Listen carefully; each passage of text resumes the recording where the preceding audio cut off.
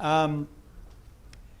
Philip Randolph. Harrison was, by various accounts, including Randolph, the major radical influence on A. Philip Randolph.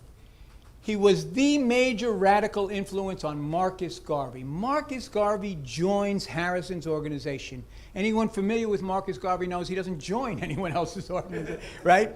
All right. And if we take those lines of descent down, it's Martin and Malcolm, because it's Martin who marches on Washington with Randolph at his side, and it's Malcolm, whose father is a Garveyite preacher and whose mother is a reporter for the Negro World, the same paper that Harrison had been editor of, right? So I argue he's a key ideological link in these two wings, very important wings of the civil rights, black liberation struggle. Okay, now just a few things on maybe 7, 8 more slides that are going to lead right to Allen. Harrison arrives from St. Croix, the Virgin Islands. It was Danish West Indies at the time, in 1900. And he encountered a vicious white supremacy unlike anything he knew previously. He and other Afro-Caribbeans coming to the U.S. often commented on it. And Harrison was shocked. When he arrives in New York City, according to Harper's Magazine, had just undergone its 4th great, what they called, race riot. And it was said a black person couldn't walk between 42nd Street and 59th Street without fear of being seized by a mob. That same year, there are at least 107 African Americans lynched in this country. Here's 4 at one time in Georgia, right? Claude McKay, as I said, Harrison comments on this. Harrison used the word shocked when he writes a letter published in the New York Times. Garvey comments on it. Claude McKay phrases it very well.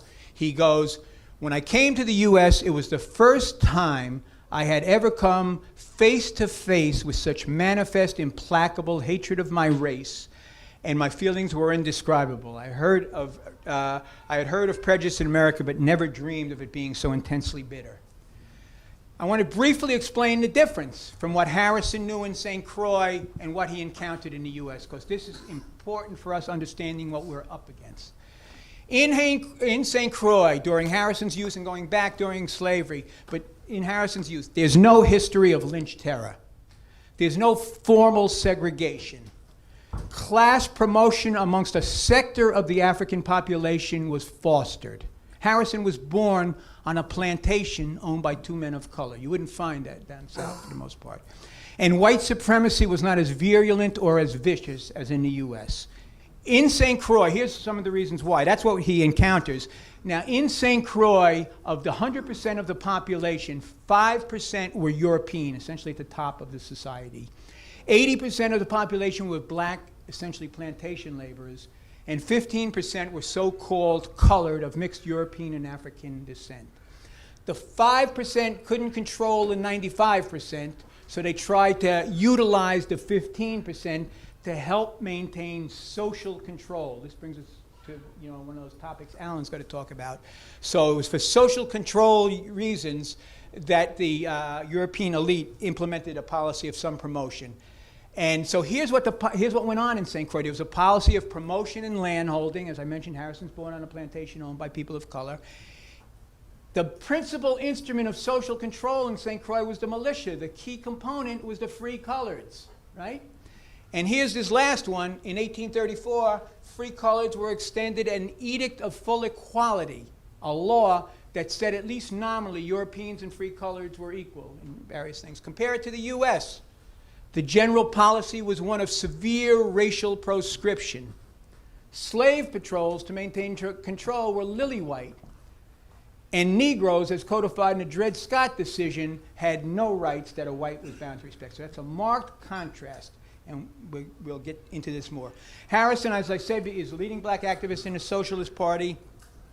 In 1912, 100 years ago, he's laying out in a major theoretical journal of the party, and he does series, the first major ones by a black activist, on the Negro and socialism. But he's very clear the duty of the party, the Socialist Party, is to champion the cause of the Negro, right? This is for the younger generation, because there were some allusions to the list the last few days. Occupy Wall Street, we all remember that, right? Here's Hubert Harrison, according to the New York Times in 1912. Hubert Harrison, an eloquent and forceful Negro speaker, shattered all records for distance in an address on socialism in front of the Stock Exchange building yesterday. His voice carried to the furthermost limits, and the crowd was still going strong at the beginning of the third hour. He had this vast crowd occupying Wall Street in 1912. So it's a little more history that people might want to refer to as they continue their work.